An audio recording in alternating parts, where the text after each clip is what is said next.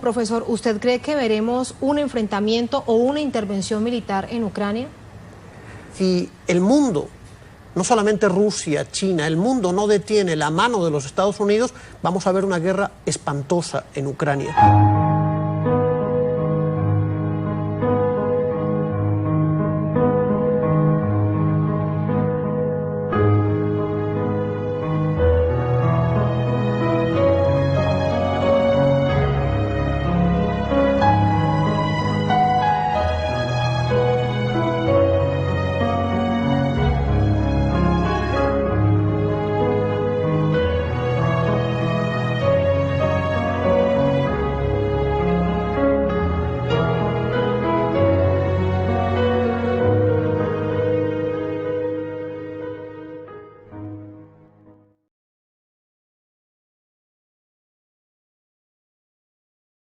Un tema que analizamos de inmediato con un invitado en nuestros estudios en Caracas. Saludamos a José Antonio Ejido, doctor en Sociología de la Universidad de Marsella, escritor, articulista, profesor de la Universidad Central de Venezuela. Profesor, bienvenido a Telesur, ¿cómo le va? Muchas gracias por la invitación. A usted muchas gracias.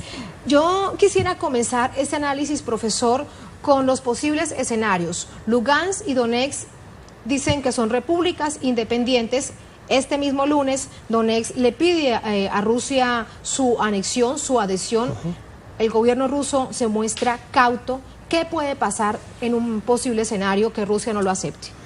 Mira, lo primero que hay que decir que es en el territorio ucraniano en este momento las únicas autoridades legitimadas por el pueblo y democráticas son las autoridades de las repúblicas populares de Donetsk y de Lugansk. Las autoridades de la Junta de Kiev nacen de un golpe de Estado fascista apoyado por Washington, son totalmente legítimas y buscan legitimarse mediante unas elecciones presidenciales. Escenarios posibles.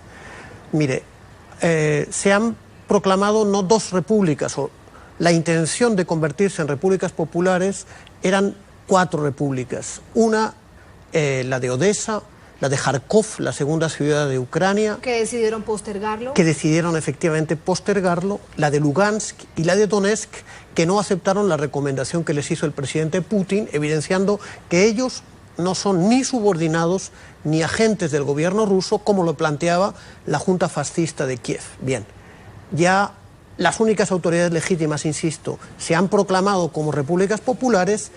Pero el proyecto es que se produzca el referéndum en las otras 2 repúblicas populares. La situación no es fácil porque hay que recordar que el día 2 de mayo se ha producido un crimen demencial cuya responsabilidad es de la Junta de Kiev. Han sido asesinadas ya no 40 personas en Odessa, sino 116 personas. Las últimas informaciones que provienen de un diputado de la Asamblea Legislativa de Odessa, difundidas por Russia Today, señalan que los desaparecidos han sido asesinados.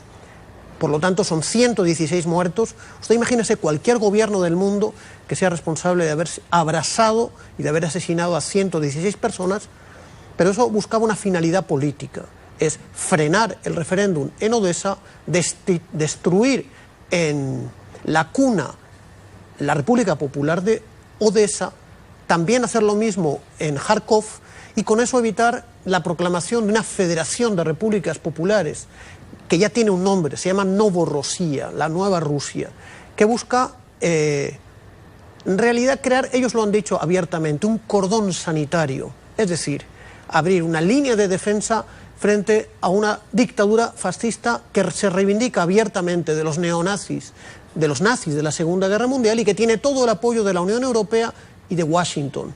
Esa gente, fíjese, la Unión Europea ha declarado ilegítimas los referéndums en los que ha participado la amplia mayoría del pueblo de la cuenca del Donbass, la zona, una de las zonas más industriales. Pero no ha condenado el golpe de Estado. No ha condenado y apoya las verdaderas autoridades ilegítimas, que son la Junta Fascista de Kiev. Entonces, ahí entramos en una situación muy peligrosa, porque la Junta de Kiev, que son en realidad agentes de los Estados Unidos, ese mismo periódico que usted mencionaba, Bild and Sonntag, señalaba la semana pasada que hay decenas de agentes de la CIA y del FBI en funciones de asesoría, es decir, en funciones de dirección militar de estas operaciones. La última noticia, 400 mercenarios de Blackwater, la Guardia Nacional formada por nazis de Pravi Sector, y los militares ucranianos que no han querido desertar. Entonces ya no es una guerra civil, es una guerra de agresión de una junta ilegítima controlada por los Estados Unidos frente a un nuevo sujeto de derecho internacional, que son dos repúblicas. Puede ocurrir que no sean aceptados en la Federación Rusa, entonces estaríamos en una situación que ya existe en el espacio soviético. Desde el año 92 hay una república que reivindica abiertamente el socialismo soviético, no reconocida por nadie, pero ampliamente existente, que es la República de Pridnestrovie, que está en torno al río Dnieper, entre Ucrania y Moldavia.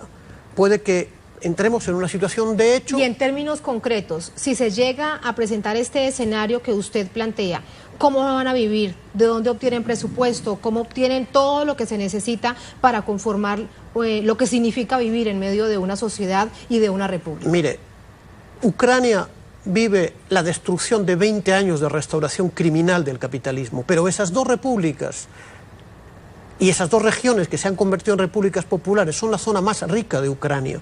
Son la zona minera, la zona industrial, la zona agrícola, donde se concentra el Producto Interno Bruto más importante de lo que fue una floreciente república industrial y agroindustrial. Ellos cuentan con la simpatía, con la solidaridad activa de lo que fue el segundo país más grande de la historia, que fue la Unión de las Repúblicas Socialistas Soviéticas. Hay un gran movimiento en todos los territorios de lo que fue la Unión Soviética en solidaridad con sus hermanos, no de raza. Eso no es un problema ni de raza, ni de cultura, ni de etnia. Es un problema de principios políticos.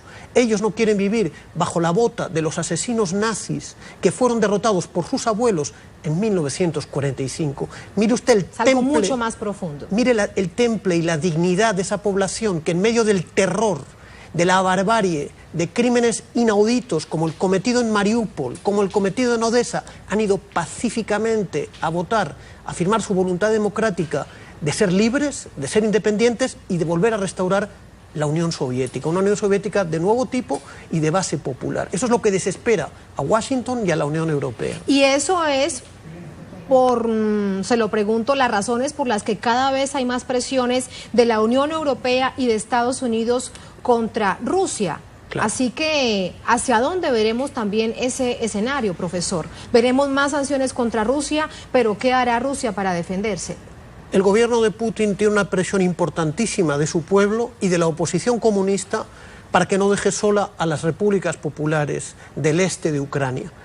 Ahora se ha producido la incorporación de Crimea, que ya perteneció a la República Socialista Federativa de Rusia, y vamos a ver si Putin acepta la presión del pueblo ruso, pero del pueblo de Belarus, del pueblo de Moldavia, del pueblo de Letonia, del pueblo de Kazajstán, de los hermanos soviéticos, de todas las nacionalidades, para que esos pueblos, esos millones de ciudadanos ucranianos no sigan el destino de los abrasados de Odessa. Entonces hay una situación realmente peligrosa donde estamos realmente confiados en que los planes de los Estados Unidos van a fracasar. Ellos querían una Ucrania dentro de la OTAN para golpear a Rusia y hacer del Mar Negro un mar de la OTAN, y hemos visto que Crimea se incorpora a Rusia y los pueblos obreros, mineros de tradición soviética más firme de Ucrania han abierto una línea de defensa contra la Junta fascista de Kiev. En este movimiento geopolítico, ¿cuál cree usted que va a ser el papel de China? Lo que ocurre es cuanta más presión contra Rusia, contra la Federación Rusa, cuanta más sanciones, más alianza hay entre China y Rusia, que se convierte en un bloque cada vez más aliado estratégicamente, estrechamente, para hacer frente a la arrogancia de los Estados Unidos. El capitalismo en crisis recurre históricamente a la guerra, al fascismo y al racismo. El capitalismo imperialista apoya a fuerzas tan supuestamente democráticas como los asesinos de Al-Qaeda en Siria.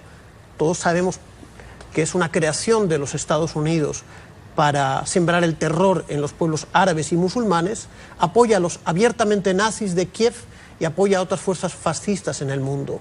Entonces entramos en una situación bien delicada, donde se está dilucidando la posibilidad de la democracia, de la vida pacífica, de de las democracias, del propio género humano. Es muy significativo que han sido sancionados por los Estados Unidos los responsables de las juntas electorales de Lugansk y de Donetsk.